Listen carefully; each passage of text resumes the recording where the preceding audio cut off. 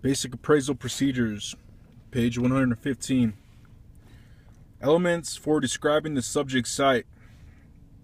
Zoning. The appraiser should know and describe the specific zoning classification as designated by the local jurisdiction.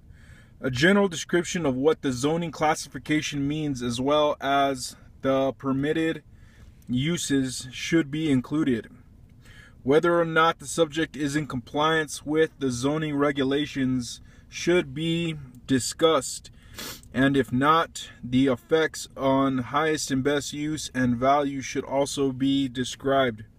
The zoning status could be legal, grandfathered, non-conforming, or illegal.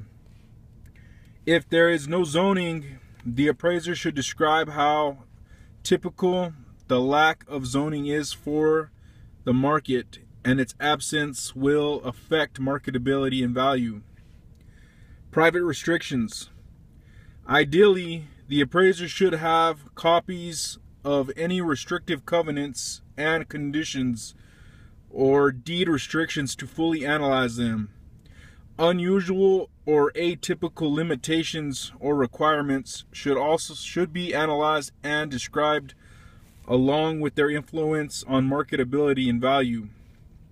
Utilities. The appraiser should describe the utilities on site and whether they are public or private. If a particular utility is available to the site but not on site, such as public sewer service, that too should be described.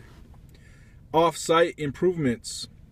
Off-site improvements include such items as streets and roads, alleys, sidewalks, street lights, etc. The appraiser should further describe the surfaces of streets, roads, alleys, and sidewalks.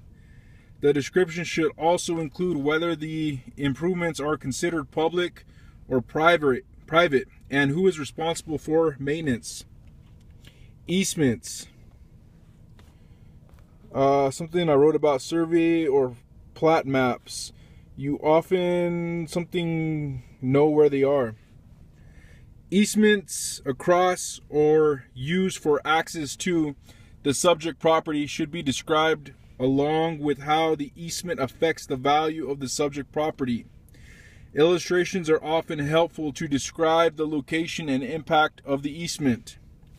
The appraiser should also describe whether the easement is considered typical, such as a utility easement for the neighborhood. Flood hazards. FEMA.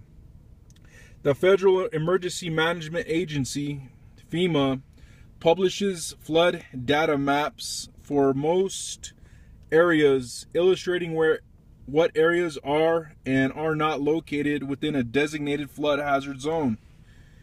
The appraiser's description of flood hazard information should include the map reference number and date of the flood hazard determination. In most areas, a copy of the FEMA flood map panel is included in the appraisal report as a descriptive illustration. Other zoning and regulations. Some localities have other zoning types and regulations, such as airport zoning, coastal zoning and regulations, National Register of Historic Places regulations, etc. The appraiser should analyze and fully describe, in a fashion similar to the zoning discussion preceding, the zoning or regulations and how they affect the property.